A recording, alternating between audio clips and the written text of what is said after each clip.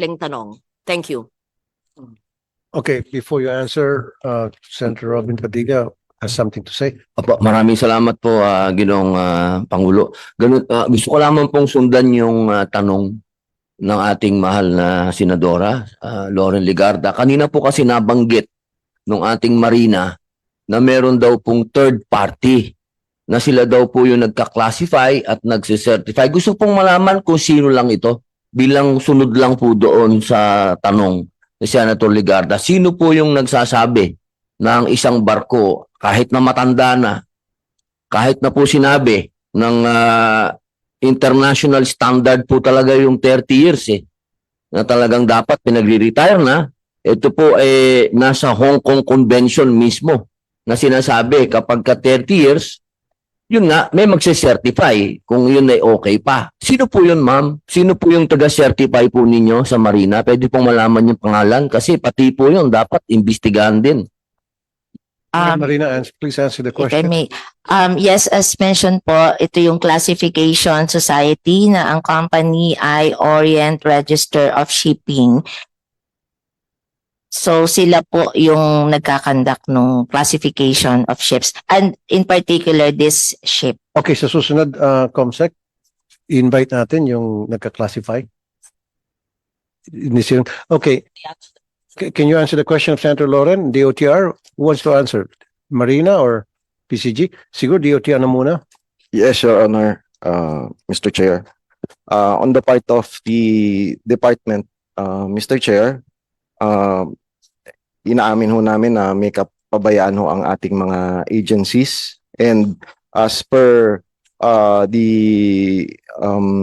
statement made yesterday by the Secretary, a department order will be issued po to correct as corrective measures po dun sa ating mga kapabayaan, like there will be a risk-based categorization po of ships.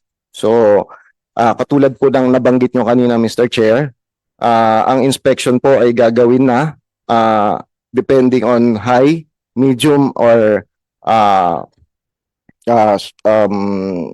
small based risk. So it will be done po ng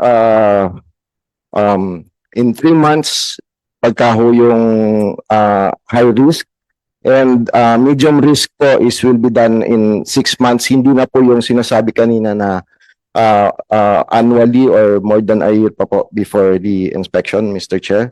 And as to the ways to check passenger and ways to check cargo, yes po.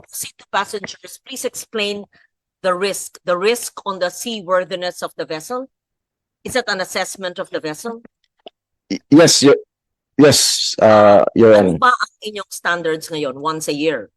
At gagawin yung every 3 months na? For the high risks po, it will be done 3 months, every 3 months. How is it now? Once a year? Uh, Or you don't do it? I believe once a year, ma'am, but if I may, ma'am, I will defer to the inspection being made by Marina, ma'am. It should be once a year. And the new protocol now would be every 3 months? Every 3 months, ma'am, for the high risk vessels. And How would you determine a high-risk vessel? Definition of terms. Anong ibig sabihin po ng high risk? Pag high risk, bakit papayagan at all? High risk na nga I-risk mo yung buhay ng mga tao. Porke lang mahirap. Pag high risk, ba't yung gagamitin? Sasakay ba kayo sa high risk? It doesn't make sense. Paki-define po ano yung high risk at i-check nyo